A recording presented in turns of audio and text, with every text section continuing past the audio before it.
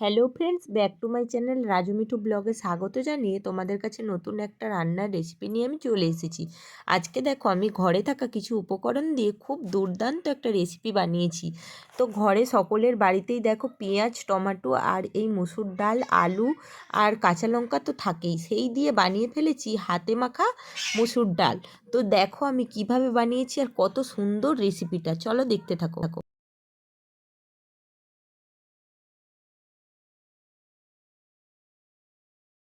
হাতে মাখানো ডাল বানানোর জন্য আমি এখানে মসুর ডাল নিয়ে নিয়েছি 1.5 কাপ। তো 1.5 কাপ মসুর ডালটাকে ভালো করে ধুয়ে নিয়েছি জলে। ভালো করে না ধুয়ে নিলে হবে না, পাউডার থাকে ডালের মধ্যে। তো সেই জন্যে ভালো করে ধুয়ে নিয়ে একটা কড়াইয়ের মধ্যে ওটাকে আমি দিয়ে দিলাম। তারপরে খুব ছোট ছোট করে সরু সরু করে আলু কুচিয়ে, ঠিক আলু ভাজার মতো আলুগুলো কুচিয়ে দিয়ে দিলাম। আর 4টে কাঁচা লঙ্কা কুচি দিয়ে দিলাম। কাঁচা লঙ্কাগুলো একদম কুচা নয়, অর্ধেক করে ফালি করে দিয়েছি। আর একটা টমেটোকে কেটে দিয়ে দিয়েছি, আর একটা পেঁয়াজ কেটে দিয়ে দিয়েছি। তো এগুলোকে দেখো একটা কড়াইয়ের মধ্যে আমি এখন নিয়ে নিয়েছি। আর এর মধ্যে এখন দিয়ে দেব 1 চামচ হলুদের গুঁড়ো, 1 চামচ লঙ্কার গুঁড়ো, 1 চামচ ধনের গুঁড়ো, আর 1 চামচ জিরের গুঁড়ো, আর পরিমাণ মতো লবণ দিয়ে দেব। তোমরা স্বাদ অনুযায়ী লবণটা দেখে দিও। আর দিয়ে দেবো 2 চামচ সরষের তেল। তো এই উপকরণগুলোকে একসাথে দিয়ে ভালো করে হাত দিয়ে মাখিয়ে নেব। বন্ধুরা, খুব ভালো করে হাত দিয়ে কিন্তু মাখিয়ে নিও।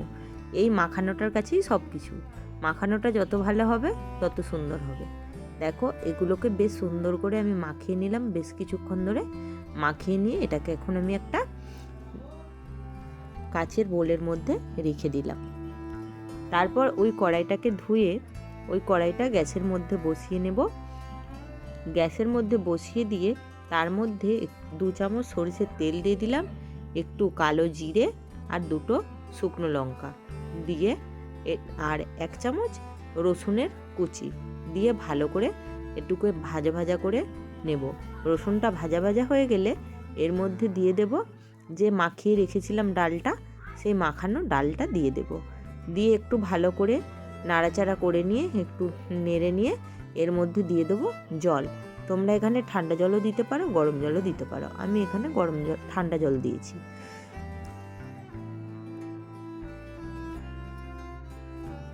আর এদিকে একটা কড়াইয়ের মধ্যে একটু তেল নিয়ে নিলাম, নিয়ে তার মধ্যে দিয়ে দিলাম 3টে ডিমকে ভেঙে।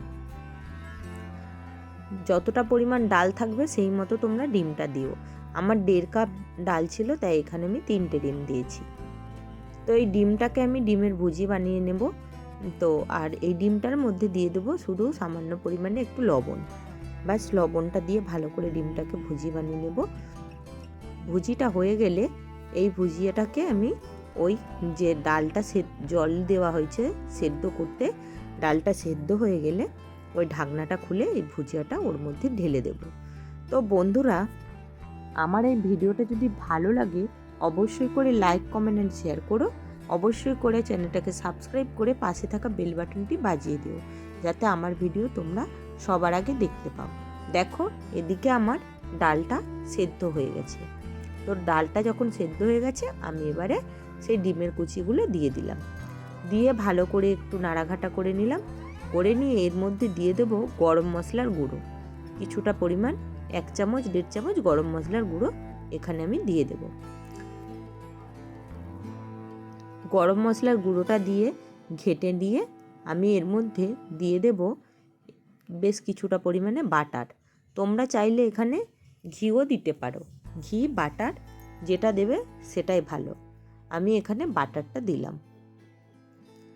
বাটারটা দিয়ে ভালো করে মিশিয়ে নিয়ে এটাকে আমি একটা বোলের মধ্যে নামিয়ে নেব। এত সুন্দর, এত সহজ পদ্ধতিতে এটা রান্না হয়, যে কেউ বানাতে পারবে। এটা ভাত, রুটি সকলের সাথেই খেতে দারুণ লাগে।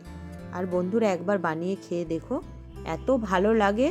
আর বিশেষ কিছু তো খরচা হয়নি, ঘরে থাকা সামান্য কিছু জিনিস দিয়েই হয়ে যায়। তো চলো আর বেশি কথা বলবো না, এখানেই আমার ভিডিওটা আমি শেষ করে দেব।